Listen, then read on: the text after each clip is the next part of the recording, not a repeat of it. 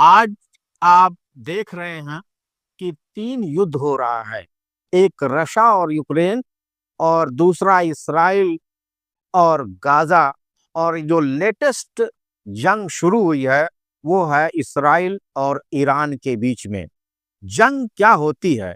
जंग एक हत्या, एक व्यापार है, एक बिजनेस है।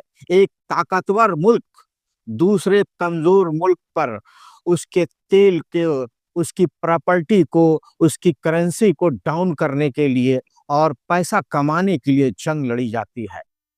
आज जो मिडिल ईस्ट में जो दौलत है, जो प्राकृतिक संसाधन है, जो एनर्जी है, जो ताकत है, उसी को लेने की होड़ लगी हुई है और अमेरिका इसमें महारत हासिल करता है। इस वक्त सऊदी अरब हो, चाहे कुवैत हो, चाहे यूएई हो, चाहे जो भी कंट्री हो, हर कंट्री में अमेरिका के एयरबेस हैं। इन सारे एयरबेस से अमेरिका अपनी ताकत का इस्तेमाल करता है और वहां से अपनी इकोनॉमी को 40% इकोनॉमी को मजबूत करता है। ये सारी दौलत जो अरबों के पास है, जो 57 देश है, इन देश के पास प्राकृतिक resources, petroleum, gas, energy, uranium, ये सारी चीजों को हासिल करने के लिए अमेरिका युद्ध पर युद्ध, और अमेरिका युद्ध में लड़ने की ताकत से ज्यादा मीडिया में प्रोपेगेंडा करता है और अपना असलहा भी बेचता है और फिर उसी असलहे से दूसरे कंट्री से लड़ा करके उसको समाप्त कर देता है। आपने देखा होगा कि इराक का जो युद्ध हुआ उसमें अमेरिका ने, के प्रेसिडेंट ने कितना झूठ बोला। कहा कि ये जैविक हथियार रखे हुए हैं, और वहां पर उसने जो अटैक किया, आक्रमण किया, और अपना एक मोहरा वहां रख देता है। इसी से वो अपनी अर्निंग और अपने डॉलर को मजबूत करता है। उसी का देखा देखा इसराइल भी उसी रास्ते पर चलता है।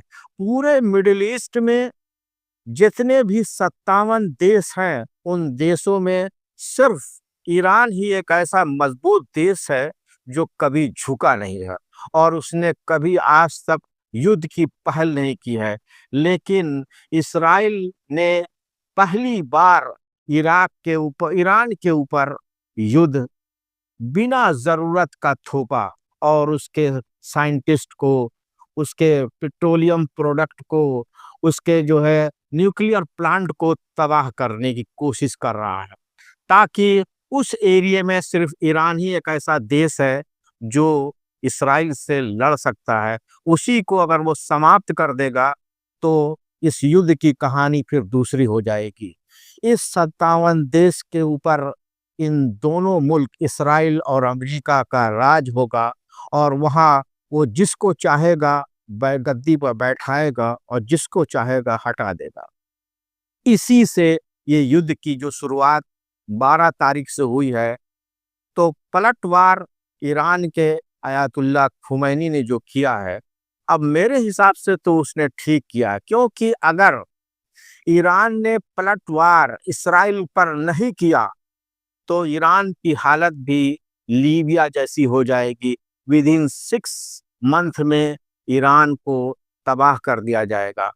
तो इस वक्त पूरी दुनिया के लोगों को यह सोचना चाहिए कि युद्ध बंदी करना चाहिए। लेकिन जो नाटो देश हैं, जो अमेरिका के बुलावे पर एक हो करके, चाहे वो फ्रांस हो, चाहे यूके हो, ये सारे लोग नाटो देश मिल करके ईरान के ऊपर जो गलत बात रहती है उसको सही, और सही को गलत प्रोपेगेंडा फैला करके ईरान के ऊपर जो अटैक कर रहे हैं, ये मानवता से गिरा हुआ काम है।